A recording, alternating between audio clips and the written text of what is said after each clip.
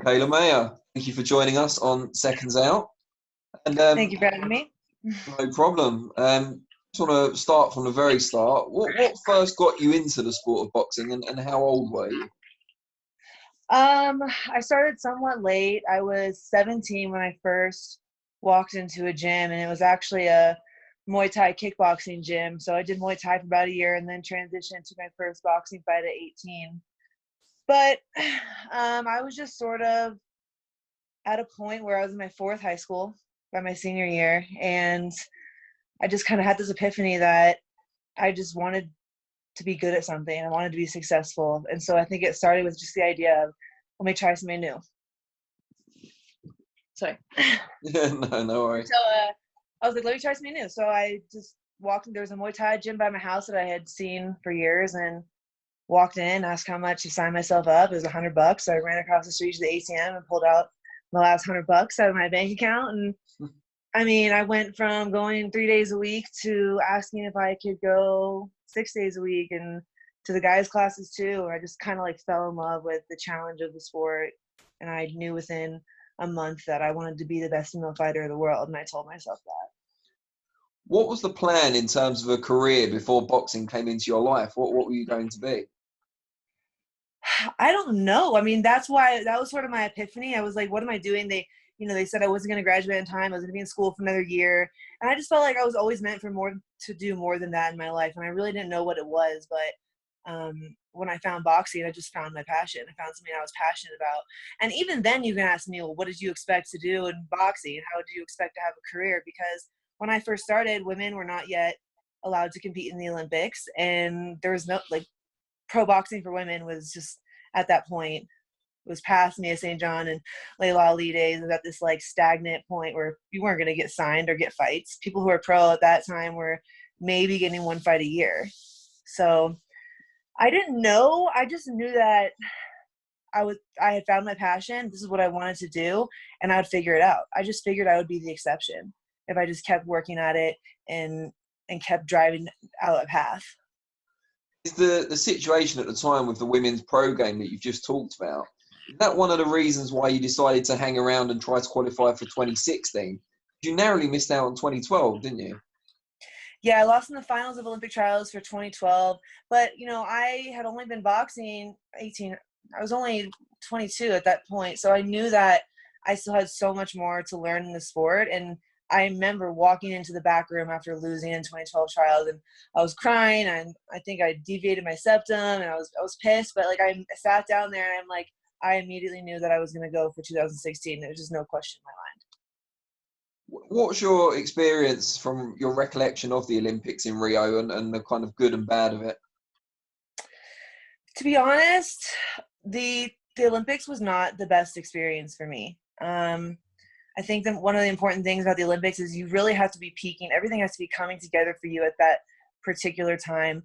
And it just wasn't for me. I wasn't peaking at that time. There was some issues going on with my family being there that distracted me. They warn you about, all the distractions that come along with the Olympics. And, I didn't get my medal. I didn't get the endorsements or sponsors that I thought I had set myself up for. And I kind of realized that these sponsors, the endorsement deals, they were going to gymnastics and track and field and swimming and these very Americanized sports. And so I really just didn't get everything I wanted out of it. And it put me in kind of a slump for a while, which I think most people go through after the Olympics. Like, okay, what now? And then I'm right back training for nationals, like, okay, am I going to do this for another 4 years? Like, what if I do that and then I don't make another Olympic team? It's hard. Or if I make it and then I still don't get everything I expected to get from it. And so I really had to take the time to go, okay, like, I'm 26 now. I need to take a risk. I need to go in another direction, take a risk, and try and develop my career, my brand in a different way, because amateur boxing is difficult. You're traveling the world, you're fighting everywhere all the time, but no one really sees you fight. It's hard to build a following and a fan base and just a brand that I was wanting to build for myself, that I always knew I had to build if I wanted a career in the sport. So I considered going to MMA. I was gonna. No one was offering me a contract after the Olympics like they were my male teammates, So I really considered. I had an offer from Bellator, and I was going to go in that direction. I figured, all right, yeah, that's going to suck. I'm going to start from scratch. I don't want to get kicked in the head, but I also need to develop my career more.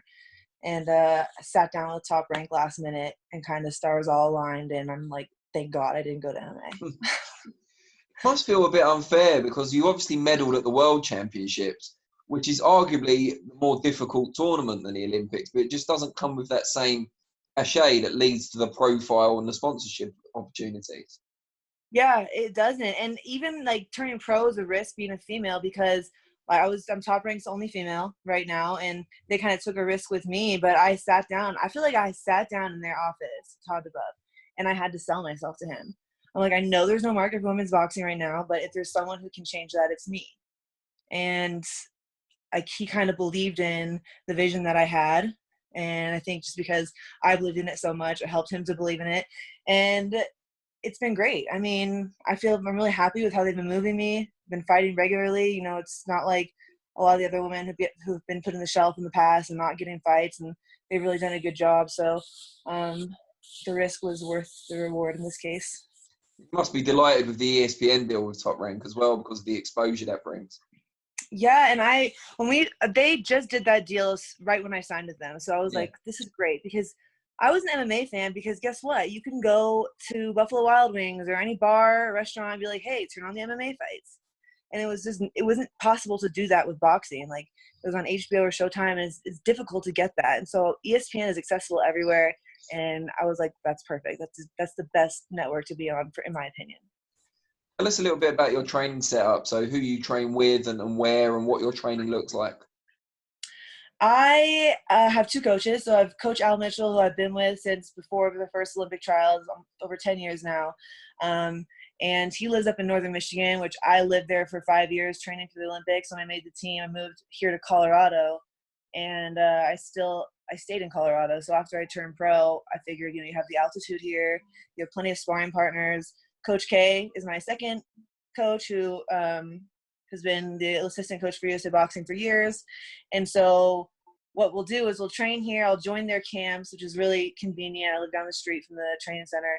And then 3 weeks out, Coach Al will usually come out here. He's more of the strategist, right? So when he comes out here, I'm already in shape. We pick up the interval running and pick up the sparring and kind of just really zone in on the game plan, which is what he's, a genius and a legend at. So it works out pretty good. It's good to have two coaches. Now the WBC #1 at super featherweight. There were a few rumours kind of flying around that you were disappointed that Terri Harper got the last shot at Ava Wahlstrom rather than yourself. Any truth in that? Oh, yeah, there's definitely truth in that. We were trying to nail down a fight with Ava Wahlstrom for a few fights. It didn't happen. Finally, we were in negotiation with her, and it kind of just shocked us when they announced that, the fight, they gave it to Terri. But I want the fight. That's business. That's stuff that's done between promoters that I don't really get to see. I was just sitting there hoping that we could finally get this world title fight secured because we have been trying to get one for the last year, and it's been pretty difficult. But in my opinion, these girls are just letting me get better and better. Like, I feel like I'm peaking. I feel great. I'm ready for the title shots when they come. I know they'll come eventually and hopefully sooner than later, but I was definitely disappointed when I didn't get the fight against Ava Wahlstrom, for sure. And the situation now, did you watch Wahlstrom against Harper? Yeah, I watched it in bits and pieces because the network kept going in and out, but yeah, I did watch. Take that, DAZN. Yeah. What did you make of her performance? Because for me, I thought it was going to be a much closer fight than it turned out to be. Yeah, I didn't. My money was on Terri because I never really was too impressed by Ava Wahlstrom. I think she held on to this title for a long time when women's boxing really wasn't at its peak, and props to her. She did it for a long time, but I was ready to go in there and take that from her. And I expected Terri to too. I think Terri is a solid boxer. She doesn't have a ton of bad habits. Good, stays behind the jab. Good one too, and she's taller and longer. And I think that Ava Wahlstrom doesn't know how to really fight moving forward or backwards. She only knows how to fight when you're right in front of her. And so with Terry's height and reach, I expected she would outbox her like she did. Interesting you mentioned the height and reach, because you're one of the few women out there who would have those advantages over Terri Harper if you two were to meet. Is that something you'd look at in terms of planning your strategy, or what's the edge? Strategy is something that we take really seriously. It's like a lot of people maybe don't. It's not their thing. They just go in there and do them. But Coach Al's huge on it. And so when he comes into camp, I mean, we take weeks to go over the strategy, and sometimes we'll change it. We'll work on it for a couple of weeks and be like, you know what, we're not going to box out. We're going to do this instead. So that's something I would go over there with him. But ultimately, I'm tall. I have a good jab too, but I just think I'm a little bit fiercer than Terri Harper. I got a lot more experience, I think, and there's something that comes over me when I fight that I just go into kill mode. Like, I take chances, and I think she is a little bit more on the safe side. So, like, I just feel I would take it to her. Is it a fight that you'd be willing to come over to the UK for? I'm sure we'd love to see you. I would love to come over to the UK to fight eventually, but definitely not going to put myself in a unfair advantage. So that's something that the promoters will have to deal with. Eventually, I'm going to do whatever my promoter tells me to do, and my manager and my team. We all work really good together. We always end up being on the same page. So, I mean, if that's what I got to do, then I guess that we'll do that. But I think that that's something that's not going to happen right away. Terri hasn't offered me the fight. She's mentioned multiple times that they have other mandatories. So is Eddie Hearn. So I just don't see myself being their first pick for her to defend her title. But we're looking to maybe go after, or we have been going after, Ava Wahlstrom. So WBO belt. Yeah, I mean, I definitely plan on having a belt. I know Terri wants to be undisputed, but she's gonna have to get through me to get one of those belts, because we're getting a belt this year.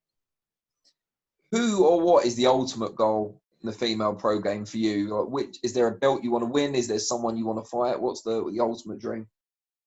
The plan right now, this has been the plan for the last couple of years, is to become a world champion at 130. I wasn't thinking that it was going to be possible to go undisputed, because it was so hard to get these fights. But now sort of everything is coming together. Women's boxing has really picked up, and I have a stacked weight division. It's fun and exciting. And it's proven to be so the last year. So I'm hoping to become undisputed. If I can get these fights in a decent amount of time, then I would love to go and fight every single one of these girls who have these belts and unify this 130 title, the 130 division, and so that I can go up to 135. Do you think there's an opportunity in female boxing in the US, similar to 5 years ago or however long it was for Ronda Rousey in MMA, to really cross over into the mainstream? I do, and I always thought that I would be the one to do that, like, only because I don't like to half-ass anything, like, I care about this sport. I put a lot of work into this sport. I want to be the best. I want to create a path for this next generation of girls coming up, which is just insane. Like, the amount of girls you see in the gyms these days, their talent, how young they're starting, it's just so different, and they need to have a path. So I want to be able to do that, cross over into mainstream, and sort of just do what I can to really develop women's boxing.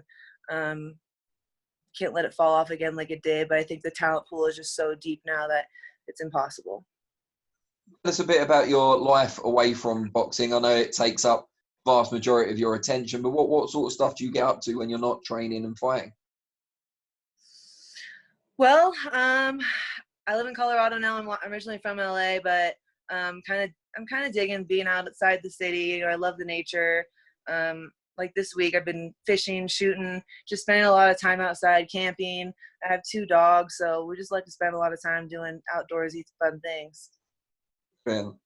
Just before we let you go, for people that want to kind of follow the journey while it's still early on, how can people find you on the various forms of social media?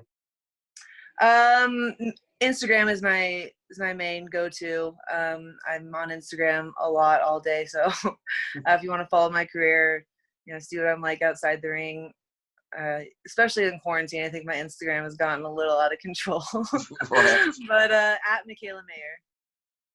Excellent. Well, really appreciate your time. It's really good of you. Thank you. Hopefully we'll see you in the UK sometime in the future. Yep, hopefully soon.